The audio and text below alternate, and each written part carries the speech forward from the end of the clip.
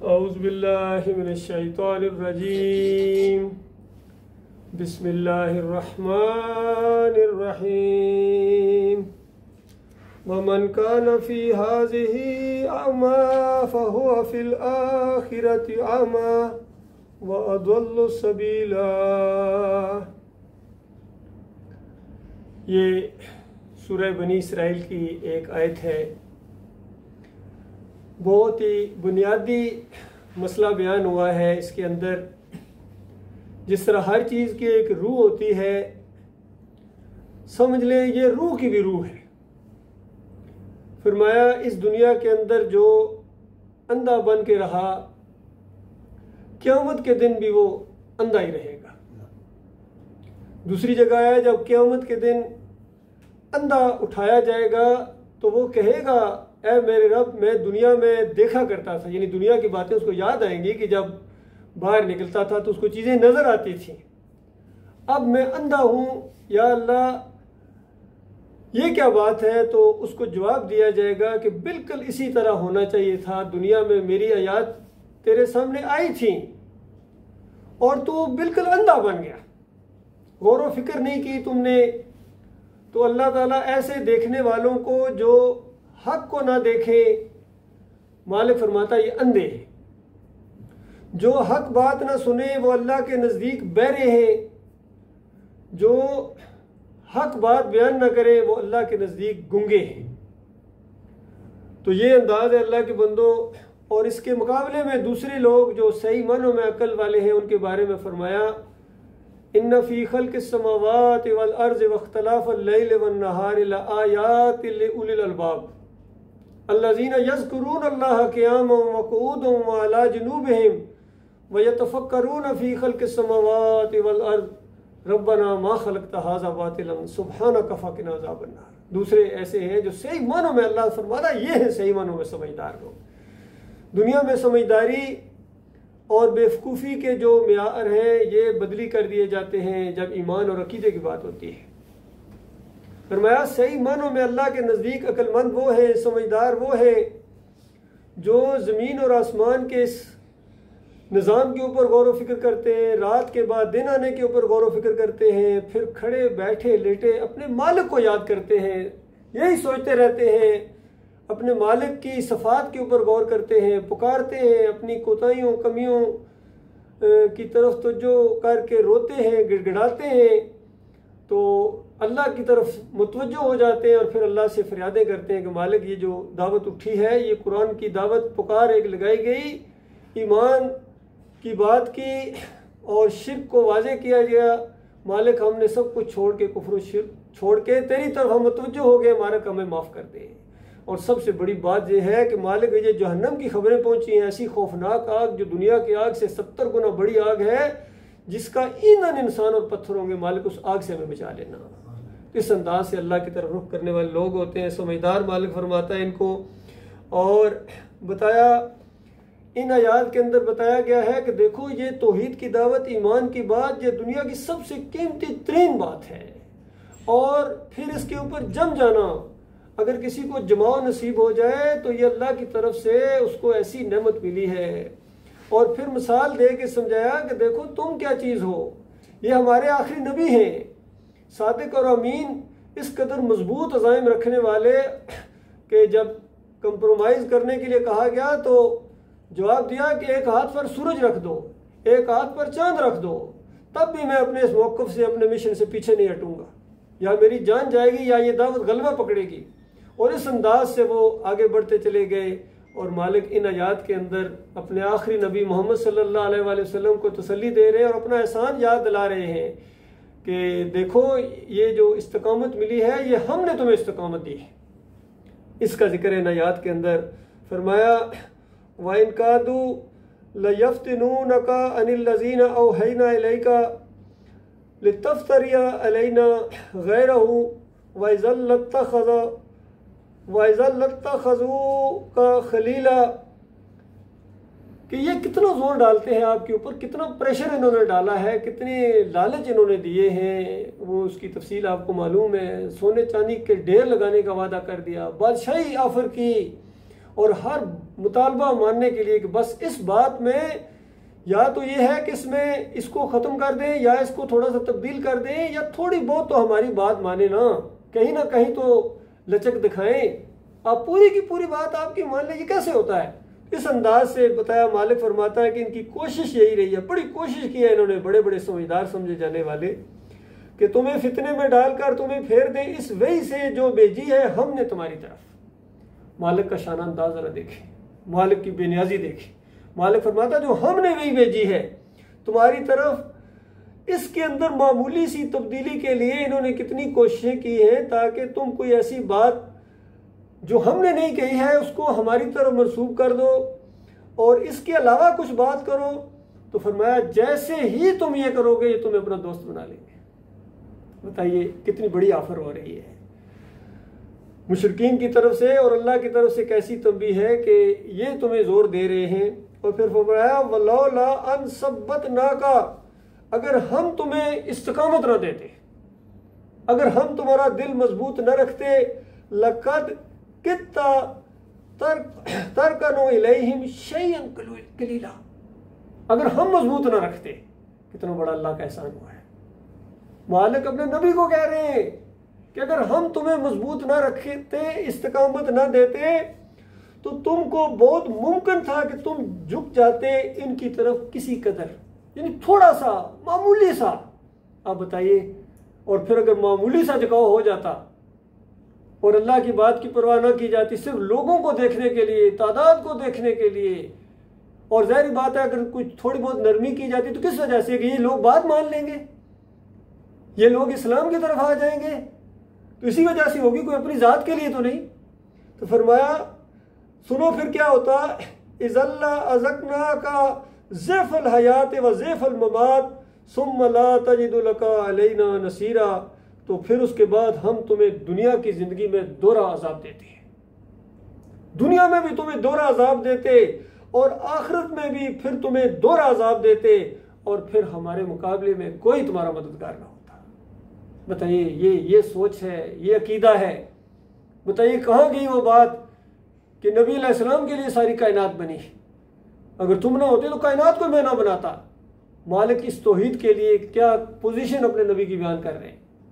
और बताइए जब नबी अलैहिस्सलाम का ये मामला है तो कौन और माई का लाल है जो दीन को बदली करे और फिर उसके बाद बच जाए अल्लाह के अज़ाब से।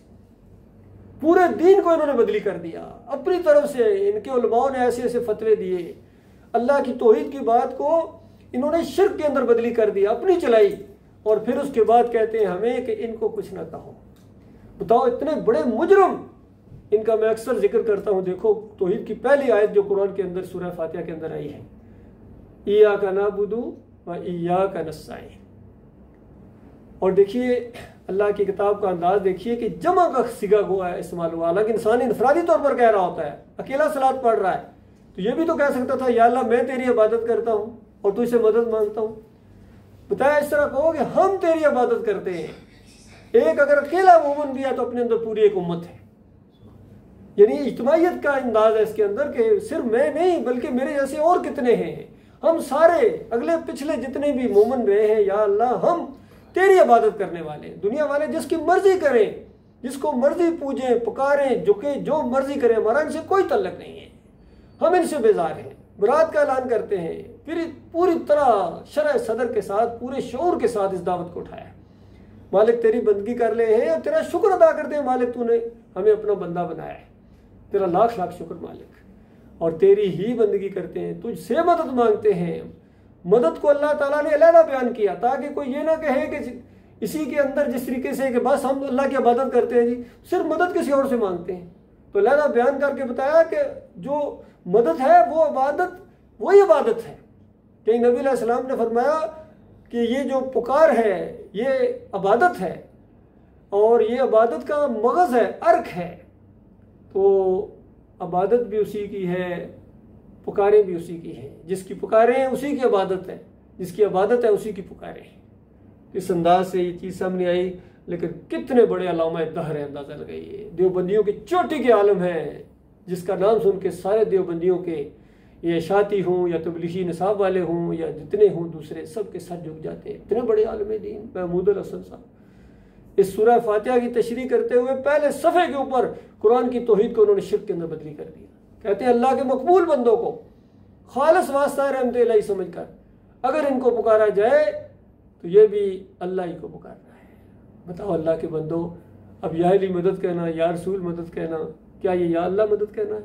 इतनी सादा सी बात नहीं। बड़े बड़े उलमा, चलो वो तो लिख गए, अपनी आखिरत बर्बाद कर गए, उसको आगे बढ़ाने वाले अंदाज़ा लगाइए। मुफ्ती शफी साहब हैं, और ये गंगोई साहब हैं, ये अशरफ अली थानवी हैं, और बाद के ये तकी उस्मानी है, रफ़ी उस्मानी है, सारे के सारे इसी कुफरिया शिर्क की बात को ये लेकर आगे बढ़ते रहे। किसी एक ने नहीं कहा कि मौलवी साहब ने यहाँ शिर्क लिखा है। और अल्लाह का मुतालबा ये है कि जब इस तरह बात आ जाए कि मेरी बात के मुकाबले में किसी की बात आ जाए, तो फिर तुम्हारे ईमान की गैरत का ये तकाजा है कि बस इतनी बात कह दो कि मेरे मालिक की बात सच्ची है और इस मौलवी की बात झूठी है, ये मौलवी झूठा है, इसने शिर्क फैलाया है। इसको दूसरे अल्फाज के अंदर फमन यकफुर बित्तागूत व युमिन बिल्लाह फ़क़द इस्तमसक बिल-उर्वतिल वुस्क़ा ला इन्फ़िसाम लहा, जिसने तागूत का इनकार किया और फिर वो अल्लाह के ऊपर ईमान लाया, उसने वो मजबूत सारा पकड़ लिया जो कभी नहीं टूटेगा। तो ऐसे कुफ्र और शिर्क फैलाने वालों को जो अपना लीडर माने, कहते हैं फ़ख्र से कहते हैं अली इंजीनियर साहब, मैं इनके पीछे नमाज़ें पढ़ता हूँ, मैं इनको चंदे देता हूँ। अंदाज़ा लगाइए, दीन पर कमाते भी हैं और थोड़ा बहुत दीन पर लगाते भी हैं। कुफ्र और शिर्क फैलाने वाले जब तुम्हारे लीडर हैं, तुम्हारे इमाम हैं, तो फिर अल्लाह की किताब के फतवे को अपने ऊपर बर्दाश्त करो। मालिक फरमाता वल्लज़ीना कफ़रू औलियाहुमुत तागूत, जो इन तागूतों को अपना लीडर बनाए, अपना इमाम बनाए, शिर्क और कुफ्र फैलाने वालों को और अइम्मतुल कुफ्र को, मालिक फरमाता है एक काफिर इनको अपना इमाम बना सकता है, कोई मोमिन नहीं बना सकता है। पूरे कुरान में अल्लाह ताला ने यह मसला बयान कर दिया कि इन्हीं के साथ तो तुम्हारी जंग है, यही तो तुम्हारे असली दुश्मन है, जो अल्लाह के दुश्मन है वो तुम्हारे दुश्मन है। और मेरे दुश्मनों को मालिक फरमाता अगर तुमने अपना दोस्त बनाया, उनको अपना लीडर माना, उनके पीछे चले, तो फिर उनके साथ हमेशा की आग के अंदर तुम्हें रहना पड़ेगा। बाकी अगर हमेशा की आग के अंदर रहने का अगर किसी को बहुत ज़्यादा शौक़ है तो उसके बाद इनके पीछे चलता रहे, इन्हीं के जय जयकार पुकारता रहे, इनको रहमतुल्लाह अलैह कहता रहे, और फिर उसके बाद हमेशा की आग के अंदर इनके साथ उतर जाए। ये मामला है अल्लाह के बंदो, इस मजमून के ऊपर गौर करो। मालिक फरमाता है कि इन मुखालफिन की तो कोशिश ये है कि तुम्हारे कदम उखेड़ दें और इस ज़मीन से तुम्हें निकाल दें। देखिए, जब नबी अलैहिस्सलाम ने उनके मुतालबे नहीं माने तो फिर उन्होंने कहा ये बात मानने वाले नहीं, इनको निकालो यहाँ से, इनके साथियों को भी निकालो। तो ये अपने इलाके से निकालना, अपने घरों से निकालना या किसी जगह से भी निकालना मोमिन को, चाहे ये आजकल के दौर के अंदर ये व्हाट्सएप ग्रुप होते हैं या और इस तरह की चीज़ें होती है, वहाँ से भी निकाल देते हैं। चंद दिन इनको दावत दो ईमान खालिस की बर्दाश्त नहीं करते, अल्लाह जानता है, ऐसी कड़वी गोली है इनके लिए। तो मालिक फरमाता है कि इन्होंने कोई कसर नहीं छोड़ी है, तुम्हें यहाँ से निकाल दें। और फिर सुनो हमारी सुन्नत क्या है कि अगर तुम्हें निकालेंगे हमारी वजह से, ज़मीन तो हमारी है, तो उसके बाद फिर ये खुद नहीं वहाँ रह सकेंगे। ये नहीं हो सकता कि फिर कुफ्र शिर्क करने वालों की बदमाशी चलती रहे। ये मालिक की सुन्नत है। फरमाया सुन्नत मन कद अरसलना मिन कबलिका मिन रुसुलिना, हमारे यहाँ तो यही सुन्नत है जो तुमसे पहले जो हमारे रसूल गुजरे हैं। वला तजिदु लिसुन्नतिना तहवीला, और हमारी सुन्नत के अंदर, हमारे तरीक़ाकार के अंदर तुम कभी कोई तब्दीली न पाओगे। तो देखिए किस तरह अल्लाह की ये बात सच्ची हुई। चंद साल भी नहीं गुजरे थे कि निकालने वाले बिल्कुल 10 बस्ता खड़े हैं और बिल्कुल मगलूब हो गए। बिल्कुल उसी तरीके से जिस तरह यूसुफ अलैहिस्सलाम के भाई किस तरह बेबस हो गए थे और उनकी एक न चली, और मालिक ने साबित कर दिया कि जिसको हम महबूब रखते हों, जो हमारा प्यारा हो, जो हमारा बंदा हो, उसका कोई मुकाबला नहीं कर सकता है। और इस आखिरी दौर के अंदर इस अंदाज से ये जो बिल्कुल आखिरी उम्मत है, ख़ासकर ये दज्जाल की जो बातें आती हैं हदीसें, कितने लोग इसका इनकार करते हैं, कहते हैं फिर तो शिर्क हो जाएगा। हालांकि ये तौहीद की बात है। मालिक ने यह साबित किया है कि देखो जितनी मर्जी हम किसी को छूट दे दें, जितनी मर्जी हम किसी को ताकत दे दें, वो अल्लाह का मुकाबला नहीं कर सकता है। इस अंदाज से अल्लाह ताला ने चीज़ें की हैं। हर दौर के लोगों को मुख्तलिफ अंदाज से आजमाया है अल्लाह ताला ने, और किसी से पूछ के नहीं आजमाया है। हर दौर के पर्चे अल्लाह ताला ने रखे हैं। खालिस ईमान की इसमें आजमाइश हुई है। और आज भी ये हमारे सामने भी यही, जिस दौर के अंदर हम पैदा हो गए हैं, हमारी पूरी कौम है। ये मसला बड़ा सख्त है। अगर ये खालिस काफिर मुशरिक होते, कुरान और हदीस को बिल्कुल ना मानते, तो मामला इतना मुश्किल नहीं था। मुश्किल मामला ये है कि पगड़ी बांध के आए हैं, मदरसे से सनद लेकर आए हैं, अरबी सीख कर आए हैं, मखरज ठीक करके आए हैं, कुरान और हदीस को पेश करते हैं कुफ्र शिर्क फैलाने के लिए। अंदाजा लगाइए। डॉक्टर इसरार साहब कहते हैं कि मैं वादतुल वजूद के इस अकीदे को कि हर चीज़ पूरी कायनात अल्लाह की ज़ात है, मैं सूरह अल हशर से साबित कर सकता हूँ, सूरह अल हशर से साबित कर सकता हूँ। बताइए। शाह वलीउल्लाह साहब कहते हैं मैं कुरान के एक एक आयत से ये वादतुल वजूद साबित कर सकता हूँ। तैल कादरी साहब नबी अलैहिस्सलाम को हाजिर नाज़िर साबित कर रहे हैं कुरान से, और ये सारे के सारे ये देवबंदी हैं ये साबित कर रहे हैं कि अल्लाह के बंदों को पुकारना ये अल्लाह ही को पुकारना है। अली इंजीनियर साहब साबित कर रहे हैं कि कुफ्र और शिर्क करने वालों के पीछे नमाजें पढ़ना ये ईमान है, और अगर ये नहीं करोगे तो फिर तो तुम ख्वारिज चले जाओगे, ये हो जाएगा वो हो जाएगा। ये सारे के सारे लगे अहले हदीस लगे हुए हैं साबित करने के लिए कुरान और हदीस से कि नबी अलैहिस्सलाम यहाँ से नहीं सुनते, कब्र के ऊपर आगे पढ़ो तो सुनते हैं, पुकारे सुनते हैं, और तुम्हारा दुरूद सलाम दूर से फरिश्ते लेकर जाते हैं। अंदाजा दो झूठी और मुनकर रवायतों का सारा लेके पूरे कुरान को जुटला दिया। मालिक फरमाता है वल्लाह तुरजमुल, तमाम मामलात अल्लाह की तरफ जाते हैं। और ये दुआ जो हम दुआ मांगते हैं अल्लाह का नाम लेकर, अल्लाहुम्मा सल्ली अला मोहम्मद, ऐ अल्लाह मोहम्मद सल्लल्लाहु अलैहि वसल्लम के ऊपर रहमतें और बरकतें नाज़िल फरमा, तो फरिश्ते ये जो लिखते हैं, क्या ये फरिश्ते दुआ अल्लाह के पास नहीं लेके जाते? हमारे अमाल कहाँ जाते हैं? सुबह शाम हदीसों में क्या आया है? ये अमाल अल्लाह के यहाँ जाते हैं, अल्लाह फैसला करता है, नबी अलैहि सल्लम के दर्जात बुलंद करता है अल्लाह ताला। और उसकी वजह यह है कि नबी अलैहि सल्लम ने इस्तिकामत दिखाई है। अगर इस्तिकामत ना दिखाते, मामूली सी तब्दीली ले आते, तो फिर क्या होता बताइए? देखिए ये बड़ा नाजुक मसला है। अगर झुक गए आप, रुक गए, आपने तब्दीली कर दी किसी की वजह से, तो उसके बाद बड़े अजाब के लिए तैयार हो जाओ। और अगर डट जाए, अल्लाह पर भरोसा करें ईमान खालिस के ऊपर, तो फिर उसके बाद दर्जात मालिक देता है कि अकल हैरान है। ऐसी ऐसी जनतें अल्लाह ताला ने अपने मुखलिस मोमिन बंदों के लिए तैयार करके रखी हुई हैं। अल्लाह ताला से दुआ है, जिस मालिक ने बगैर मांगे हमें ईमान की दौलत दी है, अब उससे इस्तिकामत मांग रहे हैं। मालिक इस्तिकामत के तेरी तौफीक के बगैर मालिक नहीं। तुम्हारे नबी जब मोहताज है इस चीज़ के, तो हम तो बहुत ज़्यादा मोहताज हैं इसके। हमें बहुत ज़्यादा ये दुआ मांगनी चाहिए। या मुकल्लिबुल कुलूब सब्बत कल्बी अला दीनी, या मुसर्रिफुल कुलूब सर्रफ कल्बी अला तातिक, इस तरह की दुआएं। और अल्लाहुम्मा रब्बना ला तुज़िग़ कुलूबना बअद इज़ हदायतना व हब लना मिन लदुनका रहमा इन्नका अंतल वहाब। इस तरह की दुआएं जितनी भी आती हैं, ये दुआएं मांगते रहना चाहिए।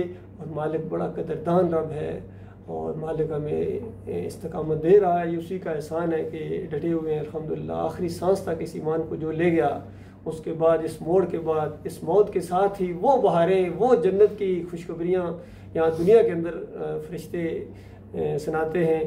और आके ये कुरान बयान करता है कि जब किसी की मौत आती है तो रहमत के फरिश्ते आते हैं और उसको खुशखबरियाँ सुनाते हुए लेके चले जाते हैं। और जो काफिर और मुशरिक है, तागूतों के पुजारी, शिर्क फैलाने वाले और ईमान को शिर्क के अंदर बदली कर देने वाले, इनको बड़ी सख्ती के साथ अजाब के फरिश्ते आते हैं और यहीं से मामला शुरू हो जाता है। तो ये मामला अल्लाह के बंदों बड़ा नाजुक है। सारी इस बातों को कुरान में बड़ी तफसील के साथ बयान किया गया है नबी अलैहिस्सलाम की हदीस के अंदर। फिर नबी अलैहिस्सलाम की ज़िंदगी, सहाबा की पूरी ज़िंदगियाँ इसी एक नुक्ते के ऊपर गुजरी हैं। बिल्कुल हर चीज़ बिल्कुल साफ़ है। और फिर उसके बाद ये कौम हामिले कुरान, ये कौम और नबी अलैहिस्सलाम को आखिरी नबी मानने वाले, ये अगर मुर्दों को दाता कहे, दस्तगीर कहे, मुश्किल कशा कहे, चादरें चढ़ाए, उर्सुर मेले करे, महम जामन बांधे, तावीज़ गंडे करे और जमहूरियत के मुशरकाना निज़ाम के अंदर फिर ये लतपत हो जाए, तो फिर इसकी बदबख्ती है। अल्लाह ताला का लाख लाख शुक्र है, मालिक ने इनसे निजात दी है और मालिक ने दीन की समझ दी है। तौहीद को हम समझ गए हैं, शिर्क का हम रद्द करते हैं। जहाँ भी शिर्क जिस अंदाज से भी सामने, अल्लाह ताला हमें इतना फहम दे दिया है कि उससे पहचान जाते हैं। हर चीज़ बिल्कुल वाज़ेह है, ईमान और उसके तकाज़े भी समझ गए हैं। फिर भी हम अपने मालिक से दुआ करते हैं, मालिक इस्तिकामत अता फरमाना, तू मालिक जमने की तौफीक अता फरमा। वक़ूलु क़ौली हाज़ा अस्तग़फ़िरुल्लाह ली व लकुम।